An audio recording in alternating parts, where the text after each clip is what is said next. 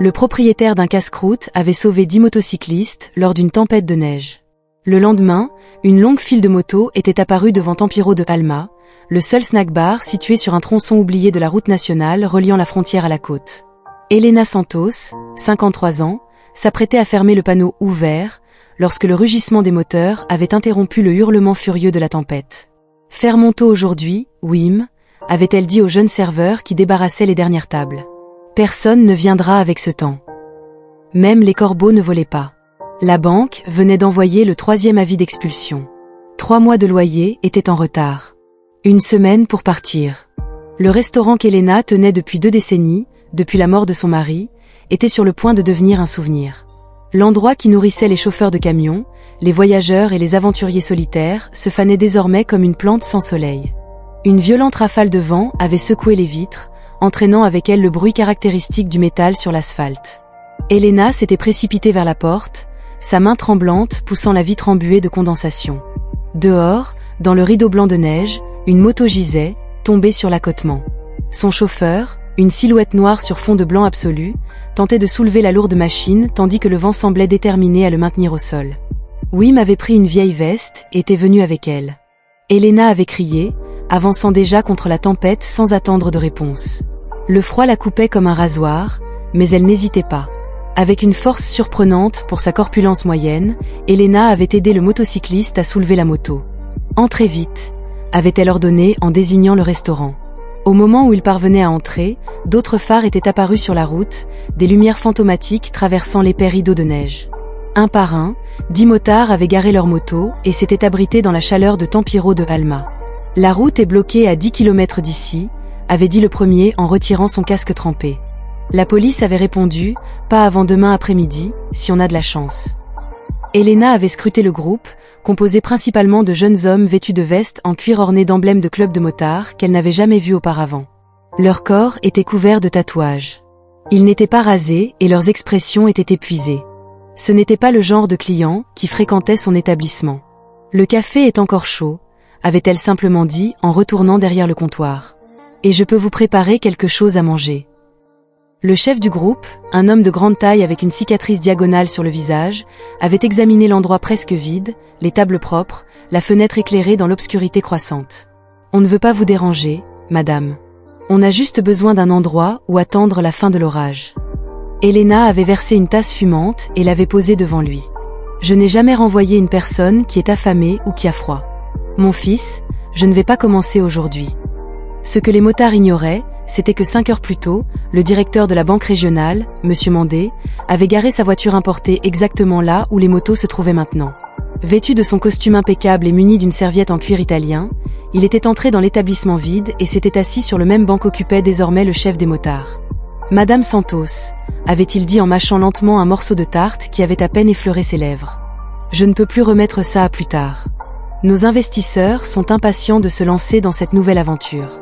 Ce tronçon d'autoroute a le potentiel pour une station-service moderne, pas celle-ci. » Il avait regardé autour de lui avec dédain. « Cette relique a nourri les voyageurs pendant 20 ans, » avait répondu Elena, conservant sa dignité. « Elle a nourri votre père lorsqu'il était encore chauffeur routier, avant de commencer à la banque. » Le banquier s'était légèrement avancé, mais avait gardé une expression impassible. « Les affaires sont les affaires, Madame Santos. J'ai une dernière offre. Partez dans 1 semaine, acceptez une petite compensation et nous y gagnerons tous. Tout le monde sauf moi et les gens qui dépendent de cet endroit, » avait-elle rétorqué. Le banquier avait souri froidement. « Personne ne dépend de cet endroit. Ce n'est qu'une étape démodée que le progrès engloutira. » Il avait déposé quelques billets sur la table et était parti sans un regard en arrière. Alors qu'elle servait du café et des sandwichs improvisés avec les dernières provisions du garde-manger aux motards, Elena avait remarqué quelque chose d'étrange. L'homme à la cicatrice, qui s'était présenté comme Marco, examinait chaque recoin du restaurant avec un intérêt particulier. Son regard s'était arrêté sur la petite fresque photographique derrière la caisse. « Ce restaurant a-t-il toujours été le vôtre, madame ? » Elena Santos. « Oui, c'est le mien et celui de mon mari. Il est décédé il y a 20 ans. » Marco avait hoché lentement la tête, les yeux fixés sur une photo précise. Il n'avait rien dit de plus, mais avait échangé des regards avec les autres motards. Ce que personne dans ce groupe n'aurait pu imaginer, c'était que la simple décision d'Elena d'ouvrir ses portes par une nuit d'orage, alors qu'elle avait parfaitement le droit de les fermer, allait non seulement sauver ses motards de la mort froide, mais allait déclencher une chaîne d'événements qui changerait à jamais la vie de tous ceux qui étaient impliqués, en particulier celle du banquier arrogant qui projetait de démolir le dernier refuge sur cette route oubliée. Si cette histoire de courage discret et de justice inattendue vous a touché, abonnez-vous à la chaîne, car l'univers avait parfois des moyens surprenants de récompenser la gentillesse de ceux qui aident sans rien attendre en retour et de rendre justice lorsque les puissants pensent pouvoir simplement effacer ce qui ne leur sert plus. La tempête avait hurlé avec une fureur renouvelée, fouettant les fenêtres de Tempiro de Talma alors que l'horloge sonnait 3 heures du matin. Elena n'arrivait pas à dormir. Assise dans le petit bureau derrière la cuisine, elle examinait les comptes à la lueur d'une vieille lampe, les chiffres dansant devant ses yeux fatigués. Sur le canapé de fortune de la salle de repos, Wim dormait enveloppé dans une couverture. Sur le sol de la cafétéria, les motards s'étaient installés sur des nattes et des couvertures, leur ronflement formant une étrange symphonie dans le silence du petit matin. Un léger bruit avait fait lever les yeux à Elena. Marco, le chef des motards, se tenait à la porte du bureau. « Désolé de vous déranger, Madame Elena », murmura-t-il. « Je n'arrivais pas à dormir. »« Moi non plus », répondit-elle en désignant la chaise devant elle. « Un café. » Marco s'était assis, examinant les papiers éparpillés sur la table. « Ça a l'air sérieux. La banque prend mon restaurant dans 1 semaine, avait-elle dit simplement. Ils veulent construire une station-service moderne ici. » Tandis qu'il parlait, Marco remarqua une photo au mur. « Cet homme, c'est votre mari ? Roberto. Il est mort il y a 20 ans, d'un accident de la route. » Marco avait pris une grande inspiration. Mon père me racontait des histoires sur un endroit sur l'autoroute où un homme nommé Roberto avait sauvé son groupe pendant une tempête de neige en 1997. Il conduisait sa première Harley Davidson bleue. Elena faillit faire tomber sa tasse. Elle attrapa rapidement un vieil album, le feuilletant jusqu'à trouver une photo décolorée. Roberto avec 5 motards, une Harley bleue dans un coin. « Mon père est sur cette photo », dit Marco en touchant l'image d'un jeune homme. Roré à Livra. Roré et Roberto sont devenus amis après ce jour-là. Ils ont échangé des lettres pendant des années. « Mon père est décédé l'année dernière », dit doucement Marco. « Parmi ses affaires, nous avons trouvé des lettres de votre mari et des anecdotes sur cet endroit. » Le lendemain matin, alors que la tempête de neige se calmait, la sonnette retentit. Une femme d'une 40aine d'années, habillée de façon formelle, entra en secouant la neige de son manteau. « Je suis Anna Pereira, avocate spécialisée en droit immobilier. » Elle se présenta. « Je suis ici pour le groupe des motards solidaires. » Marco apparut du quartier où les autres dormaient. Anna était une vieille amie, l'une des meilleures avocates que je connaissais. « J'ai passé la nuit à examiner votre dossier, » expliqua Anna en posant sa mallette sur le comptoir. Marco m'avait envoyé des photos de tous les documents. J'avais constaté plusieurs irrégularités dans la procédure de saisie. Parmi les motards qui se réveillaient, un jeune homme nommé Kevin se leva timidement. Kevin travaille dans la sécurité numérique, expliqua Marco. Il a fait une petite enquête sur la banque régionale. Monsieur Mandé a des squelettes numériques dans son placard. Pourquoi ferait-il ça pour moi ? Demanda Elena, incrédule. Les motards avaient la mémoire longue.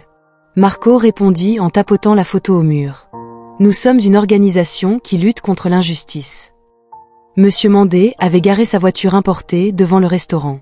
Voyant les motards, il était entré avec arrogance, ajustant son coûteux costume. « Madame Santos, je suis venu voir si vous aviez commencé à faire vos valises. Nos investisseurs sont impatients de démolir la maison la semaine prochaine. » Elena s'était avancée calmement. « Monsieur Mandé, c'est toujours mon établissement. Et j'aimerais vous présenter le docteur Anna Pereira, mon avocate. » L'expression du banquier avait vacillé. « Avocate, Madame Santos. C'est une perte de temps. Les documents ont déjà été approuvés par le juge Ferré. » Anna avait souri froidement. « Intéressant de mentionner le juge Ferré.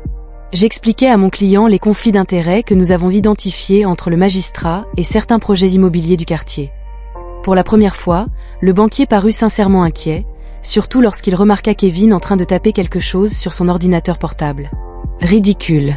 Tu ne peux rien prouver. Il suffit de soulever suffisamment de questions pour obtenir un report, » répondit Anna. Vu les liens entre la banque, le juge et l'entreprise de Prozraï Posto. Monsieur Mandé pâlit. « C'est absurde.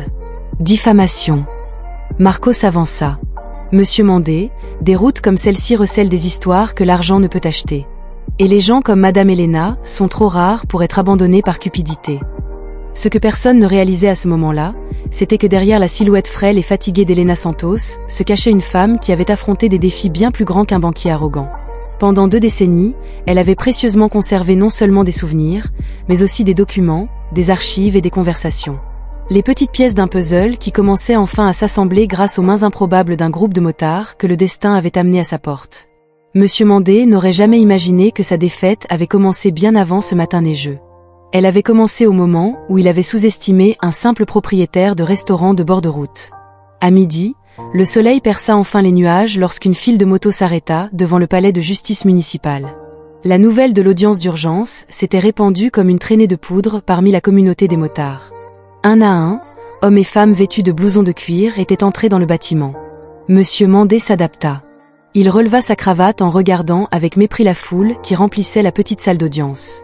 Le juge Ferré, son ami de longue date, avait accepté à contre-cœur de réexaminer l'affaire, mais le banquier restait confiant. Un avocat fraîchement arrivé de la capitale et une bande de motards n'étaient pas de taille face à la machine judiciaire qu'il contrôlait depuis des années. « Nous perdons notre temps, votre honneur », déclara l'avocat de la banque, un homme à l'allure de planche. Les documents ont déjà été approuvés par ce même tribunal. Le juge Ferré semblait mal à l'aise, évitant du regard le banc où Elena était assise entre Anas et Marco. Je reconnais que cette affaire a déjà été jugée, mais la nouvelle défense prétend avoir de nouvelles preuves.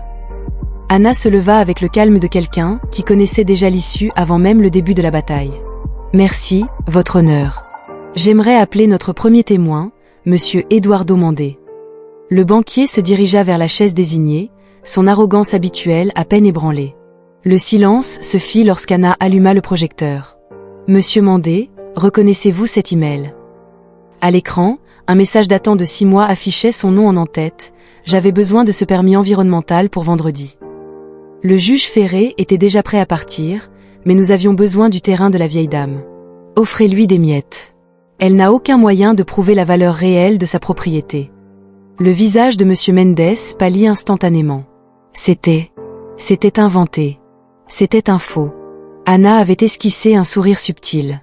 Kevin, le jeune motard, s'était levé, un ordinateur portable à la main. Je suis experte en criminalistique numérique certifiée, votre honneur. Ces courriels ont été récupérés sur les serveurs de la banque avec des horodatages validés et des signatures numériques intactes. Ils sont 100% authentiques. Un murmure avait parcouru la salle tandis qu'Anna continuait de projeter une série de communications détaillant le stratagème. La dévaluation délibérée de la propriété, la corruption des inspecteurs de l'environnement, la manipulation des évaluations, et plus grave encore, des messages explicites entre monsieur Mandé et le juge Ferré discutant du partage des bénéfices. Le juge Ferré s'était levé brusquement. L'audience est levée. Nous devons agir, votre honneur. La voix d'Anna avait tranché l'air comme du fer froid. Je dois vous informer que ces preuves ont déjà été transmises simultanément au parquet, au Conseil national de la magistrature et à 3 médias. À ce moment-là, 2 huissiers de justice étaient entrés dans la salle. L'un d'eux s'était approché du juge avec un document officiel. Le juge Nirona avait ordonné votre remplacement immédiat. Cette affaire, monsieur, et il existe un mandat préliminaire pour la saisie de vos appareils électroniques. Le deuxième agent s'était dirigé vers monsieur Mandé, qui semblait avoir pris 10 ans en quelques minutes. Monsieur Eduardo Mandé, vous êtes cité à comparaître pour témoigner dans le cadre d'une enquête pour fraude, corruption active et complot. La nouvelle juge, une femme d'âge moyen à l'air sévère, n'avait mis que 20 minutes à annuler la saisie et à ordonner une enquête approfondie sur les pratiques de la banque régionale. À leur sortie du tribunal, Elena avait été surprise par le bruit assourdissant. La rue entière était remplie de motos, non pas 10, mais des centaines, parfaitement alignées devant le tribunal. Des motards de tous âges et de tout type. Certains arboraient des écussons de club qu'elle n'avait jamais vus auparavant. D'autres portaient des t-shirts improvisés affichant un dîner stylisé et les mots « Tempiro de Alma », une lumière sur la route. Marco avait souri en voyant son expression choquée. « Ai-je mentionné que nous étions une organisation ? Ce que je ne vous avais pas dit, c'est que nous formons le plus grand réseau indépendant de motards du pays. Tempiro de Alma n'était pas qu'un simple restaurant, Elena. C'était un symbole pour nous. » Un motard âgé s'était approché, ôtant son casque. « Votre mari Roberto m'a sauvé la vie en 1995, avait-il dit d'une voix brisée. Je souffrais d'hypothermie, perdu sur la route, lorsqu'il m'a retrouvé et m'a amené au café. On n'oublie jamais ceux qui nous aident quand personne d'autre ne le ferait. Un par un, les motards s'étaient approchés avec des histoires similaires. Comment Roberto et Elena avaient été un phare sur les routes sombres, offrant un repas chaud, un endroit où dormir, ou simplement un mot gentil quand ils en avaient le plus besoin.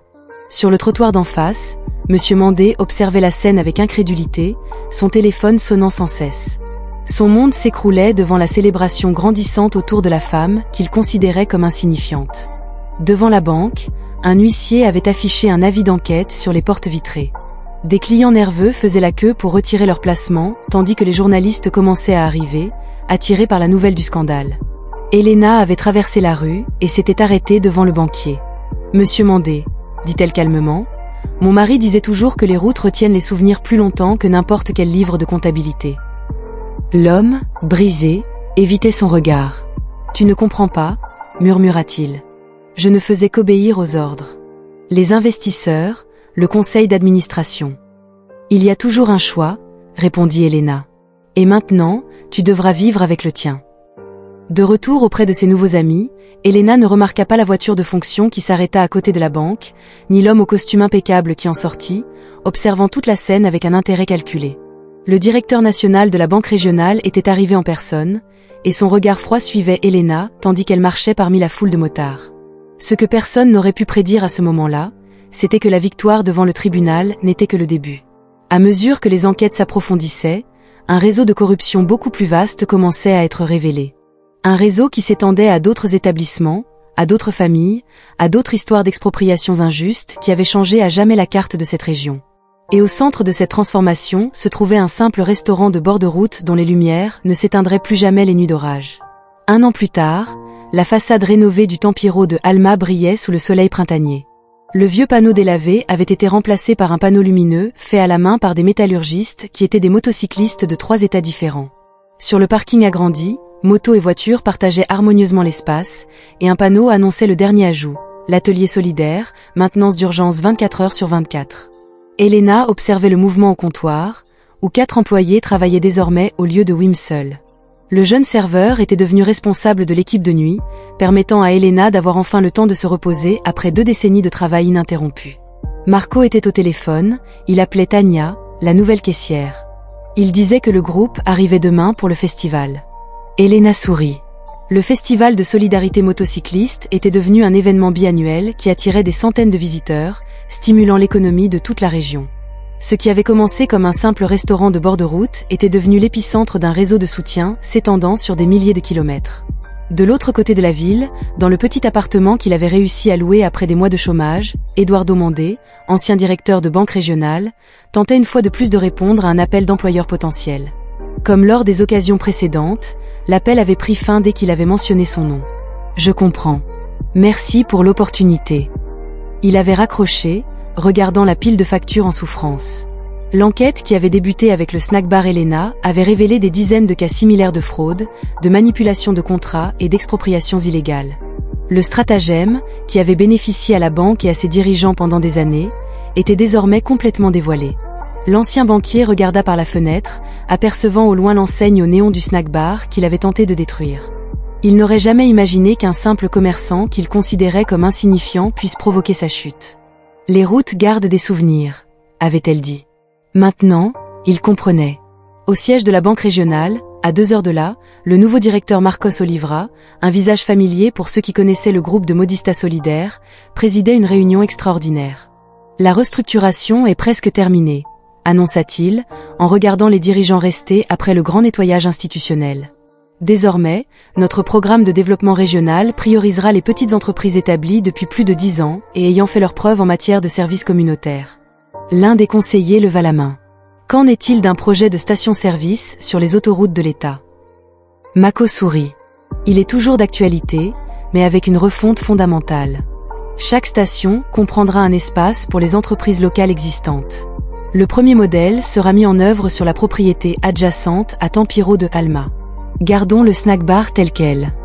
Pendant ce temps, à la mairie, se déroulait le vote du projet de loi qui créerait la route de la solidarité, un circuit touristique officiel reliant des établissements historiques qui, comme Tempiro de Alma, avaient résisté à la spéculation immobilière et maintenu vivante la tradition d'ouvrir leurs portes aux voyageurs dans le besoin. Cet itinéraire n'est pas seulement une attraction touristique, déclara la conseillère municipale Ana Pereira, la même avocate qui avait représenté Elena 1 an plus tôt et qui occupait désormais une fonction publique.